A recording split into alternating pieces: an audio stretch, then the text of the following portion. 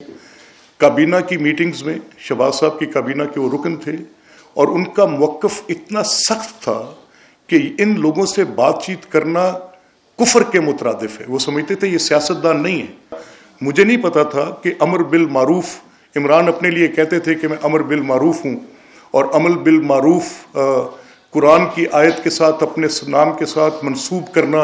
اور دوسروں کو نہی المنکر سیاست میں کہنا، اس کے متعلق ان کے دلائل تھے کہ یہ شخص کوئی بڑا کمزور عقیدے کا آدمی اس طرح کی جسارت کر سکتا ہے کہ قرآنی آیات کو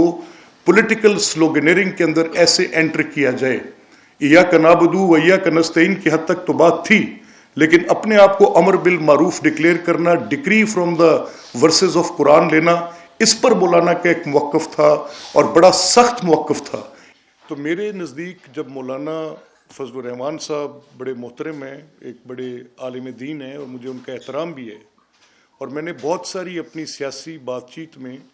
کچھ ان سے سیکھا. میں نے کیونکہ ان کی وہ تقاریر میرے حافظے میں ہیں، ریکارڈ پر ہیں. جب جو 2014 کا دھرنا تھا،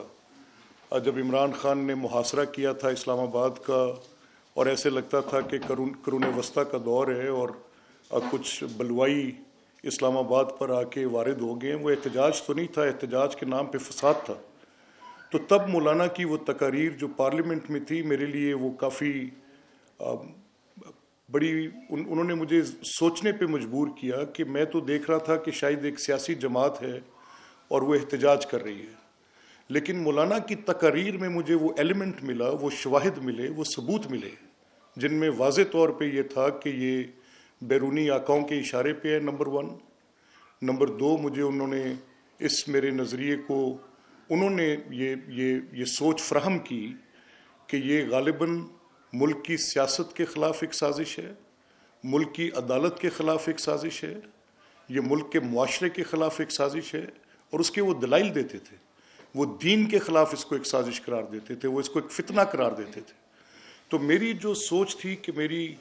بات چیت، میری بحث وہ سیاسی پیرائی میں رہے، اس کو ایک لیڈر، ایک سیڑھی مولانا کی تقاریر، مولانا کے فراہم کردہ وہ جو دلائل تھے اور مولانا کا جو ایک پوائنٹ آف ویو تھا، ان کو بیرونی آقاؤں کا اعلی کار کہنا کہ کس کے سرمایہ کی بنیاد پر یہ علماء دین کی تحقیر کرتے ہیں، یہ علماء دین کے برے القاب کو بلاتے ہیں. لازمی طور پہ مولانا کی جماعت کے اندر کافی جید علماء کرام موجود ہیں جن کا ایک بڑا لارجلی احترام ہے. تو یہ کہ عمران کی پارٹی ملک کے خلاف، ملک کی سیاست کے خلاف سازش کر رہی ہے، اس کی پہلی بنیاد جو تھی وہ مجھے مولانا کی تقاریر سے ملی، اور مجھ جیسے کئی لوگوں کو ملی ہوگی. عدالت کے خلاف سازش کر رہی ہے. ایک منقسم سپریم کورٹ کا بینچ، مولانا نے دلائل کے ساتھ ثابت کیا کہ ثاقب نثار اور ان کے ساتھ جو 5-6 ان کے ہمنوا جج صاحبان تھے، وہ جج صاحبان وہی فیصلے جو 27-28 کے قریب فیصلے انہی 5 جج صاحبان سے ہوئے. مولانا نے ان کا بڑا ذکر کیا، اپنی تقاریر میں ذکر کیا کہ یہ تقسیم شدہ بینچ عدالت کا قتل، عدالت میں انصاف کا قتل، معاشرے کی بنیادیں ہلا دیتا ہے. تو پاکستان کی ریاست کے خلاف عمران سازش کرتے ہیں اور وہ پاکستان کو ڈی سٹیبلائز کرنا چاہتے ہیں. مجھے یاد ہے وہ بڑے زور و شور کے ساتھ جب چین کے صدر کے دورے کی بات تھی کہ وہ آ رہے ہیں اور میاں نواز شریف ایک گیم چینجر اکانومی کے لیے سی پیک اس کو پاکستان کے اندر انٹروڈیوس کر رہے ہیں، اور سی پیک کے ساتھ 43 ارب ڈالر کی فورن ڈائریکٹ انویسٹمنٹ آنی ہے، جس کے ساتھ صنعتی زونز بننے ہیں، جس میں ایک ٹائر پنکچر شاپ سے لے کر ایک آئی ٹی انجینئر اور آئی ٹی انڈسٹری تک کے لیے روزگار کے مواقع ہونے ہیں. یہ سب سیبوٹیج کرنا ہے، اور اس سیبوٹیج کرنے کے لیے یہ دھرنا دیا گیا ہے. اور مولانا نے بڑی دلیل کے ساتھ بتایا تھا ہمیں. مجھے یاد ہے ان کی پارلیمنٹ میں وہ سپیچ جس میں انہوں نے دلیل کے ساتھ بتایا تھا کہ چینی سفیر گئے، سیکیورٹی اداروں کے سربراہ گئے، اور وہاں سے وہ عمران کو اٹھا نہ سکے، اور 1 سال تک وہ دورہ مؤخر کیا گیا، اور 1 سال تک پاکستان نے لوڈ شیڈنگ مزید برداشت کی، فورن ڈائریکٹ انویسٹمنٹ سٹال ہوئی، وہ معاملات ہمارے قرض کے ساتھ چلے. وہ اس دھرنے کے نتیجے میں مولانا نے ہمیں تفصیل بتائی تھی کہ کتنے ارب روپے کا نقصان ہوا ہے, کتنے ارب روپے روزانہ کی بنیاد پر اس دھرنے کی بدولت ملک کا نقصان ہوا ہے. تو ان کا موقف یہ تھا کہ یہ سیاست نہیں ہے, یہ غالباً خانہ جنگی کی طرف دھکیلنے کی ایک خوفناک سازش ہے, اور یہ بیرونی آقاؤں کے کہنے پہ ہو رہی ہے. اب یہاں تک تو مجھے ایک بات آج سمجھنے سے میں قاصر ہوں کہ اگر آج ان کی کوئی ارینجمنٹ ان کے ساتھ ہوتی ہے تو یہ پوزیشن مولانا کے اس پوری جو ان کی 5, 7, 10 سال کی مسلسل عمران کے ساتھ جو ان کی ایک مخاصمت تھی, مخالفت تھی, یا اس کو آپ کہہ لیں کہ وہ ذاتی دشمنی سے آگے چلی گئی تھی, مجھے بہت برا لگتا تھا. میں نے پبلکلی یہ بڑی بار بات کی کہ وہ مولانا کے لیے جو الفاظ استعمال کرتے ہیں وہ کسی طور پہ بھی انہوں نے ہماری جماعت کے بارے میں بھی یہ کیا.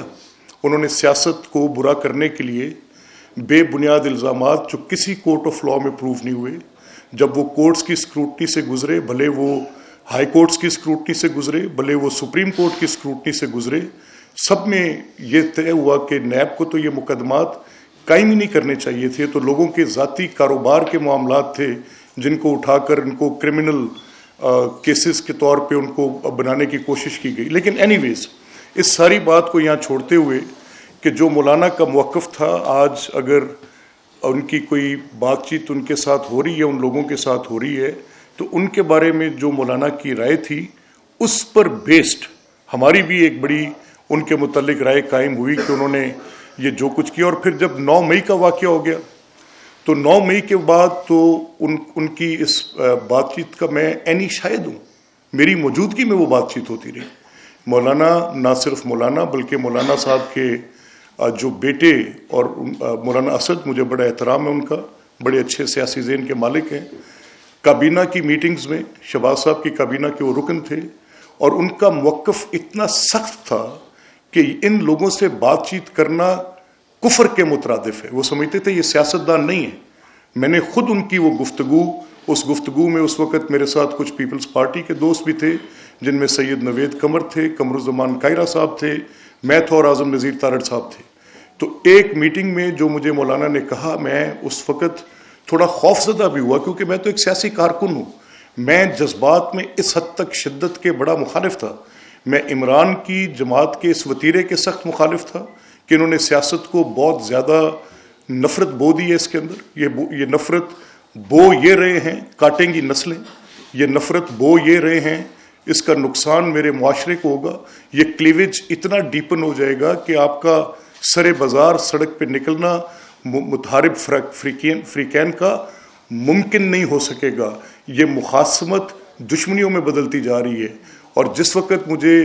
مولانا کے فرزند ارجمند بڑے قابل احترام ہیں, بڑے زیرک ہیں, بڑے اچھے مقرر ہیں, ان کی تقاریر اسمبلی کی, اور خاص کر جس میٹنگ کا میں آپ کو حوالہ دے رہا ہوں کہ جب بات چیت کرنے کے لیے فار ریفرنس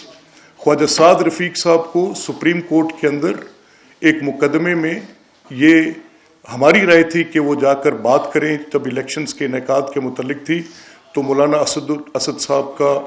2 ٹوک فیصلہ کہ ہم اس میں نہ شامل ہیں, نہ ہم ان کے ساتھ بات کر سکتے ہیں, یہ ملک کے دشمن ہیں, انہوں نے ملک کی سیاست کے خلاف سازش کی ہے. اس کے وہ شواہد دیتے تھے, یہ وہ بتاتے تھے کہ چور کا شور بچایا 7 سے 11, وہ کچھ اینکرز کا ٹی